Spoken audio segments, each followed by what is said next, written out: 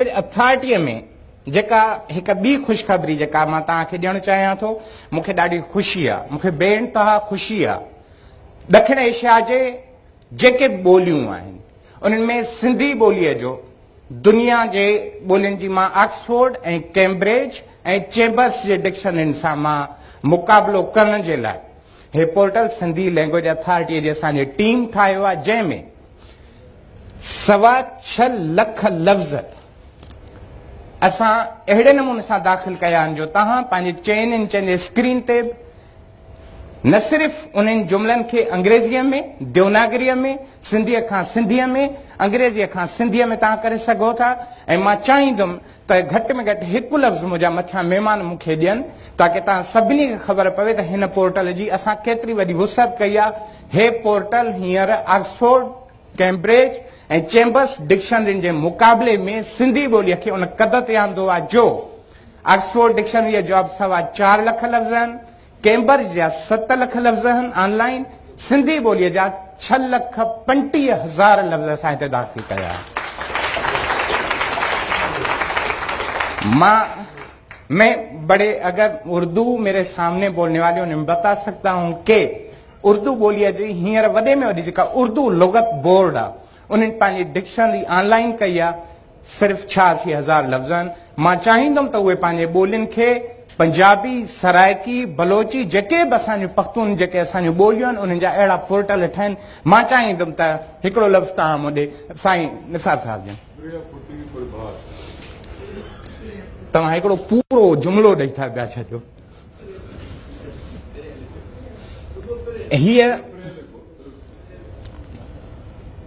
हाणे हिन जी हिकु जेका आम आहे पिरिय फुटण, हाणे तव्हां अंदाज़ो लॻायो त हिकु सेकंड जे 6 हिसे में 6.25 लख लफ़्ज़ उन्हनि जो डेटाबेस खणी ऐं तव्हांजे साम्हूं कई पिरिय फुटण सिंधी चवणनि मां, सिंधीअ खां अंग्रेज़ी टू डान। छा इहो ई जुमिलो? ॿियो को जुमिलो, ॿियो को लफ़्ज़, को सफ़ा ॾुखियो, को सिंधीअ जो बिल्कुलु ॾुखियो जो लफ़्ज़? तव्हां सॼो जुमिलो न चओ, हीअ लुगत आहे, इंसाइक्लोपीडिया न आहे। इंसाइक्लोपीडिया जो हीअ लुगत आहे। घाड़ेटो, मां सिर्फ़ घाड़ लिखियो, घाड़ेटो अची वियो हलियो। हाणे तव्हां हिसाब लॻाइजो, घाड़ेटो सिंधी देवनागरीअ खां अंग्रेज़ी डिक्शनरीअ मां घाड़ेटो, वर्कमैनशिप, हेते तव्हां ॾिसो हिन में न सिर्फ़ अरबी लिखत आहे पर साण साण देवनागरी लिपीअ में बि लिखियल आहे घाड़ेटो। हेठि घाड़ेटो बाबति वधीक इस्तलाह अखरनि जो घाड़ेटो। मिसाल तव्हांजे साम्हूं जेकॾहिं मां अखरनि जे घाड़ेटो खे मां लिखां थो पियो त वरी उहो ई 1 सेकंड जे 6 हिसे में तव्हांखे अखरनि जे घाड़ेटे खे प्रिंट टेक्नोलॉजीअ में लफ़्ज़ कढंदो टाइप मेकिंग। हे मां हिकिड़ो नंढड़ो कमु, छो त असांजा तमामु घणा प्रोग्राम आहिनि, अॻिते असांखे महफ़िल खे अॻिते वधाइणो आहे। हे सॼे जनूबी एशिया जो वॾे में वॾो लुगतुनि जो पोर्टल हींअर सिंधी ज़ुबान वटि आहे। ऐं मुंहिंजे ख़्याल में हिन खां वॾे फ़ख्र जहिड़ी ॻाल्हि मुंहिंजे लाइ का बि कोन थी थी सघे जेका मां तव्हांजे साम्हूं पेश कयां।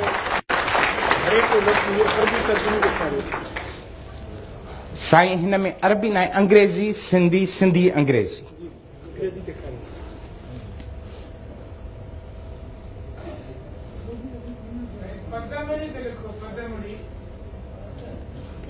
घाड़ेटो वर्कमैनशिप कैप्टन जॉर्ज स्टेक जे लुगत में मिले थो पियो।